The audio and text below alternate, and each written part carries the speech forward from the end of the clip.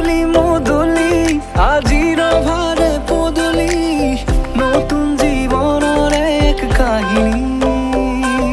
শিৰতে সিন্দুৰ দুহাতত জেতুকাৰ বোল হলাহি